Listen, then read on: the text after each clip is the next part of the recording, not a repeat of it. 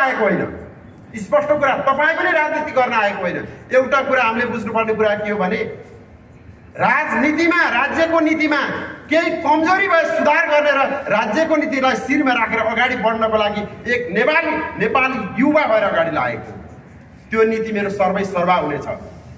राजनीतिको नाममा हिजो अस्ति गर्दै आएका तरिकाले हामी अगाडि बढ्न आएको होइन, त्यो नीतिलाई सर्वोपरि गर्न आएका हौँ। मैले यी कुराहरू भन्दै गर्दा जगदीश खरेल दोलखामा उम्मेदवारी किन दिँदैछ मैले देखेको छु, मैले सपना बोकेको छु। म धेरैवटा कुरा तपाईँहरूलाई सबै भनेर म तपाईँहरूलाई अहिले उजागर गर्न सक्दिनँ। एउटा कुरा, गत निर्वाचनमा पनि मेरो एजेन्डा हेर्नुहोला, त्यसमा पनि त्यही कुरा लेखेको छु, आज पनि फेरि त्यही कुरा दोहोऱ्याउँदैछु।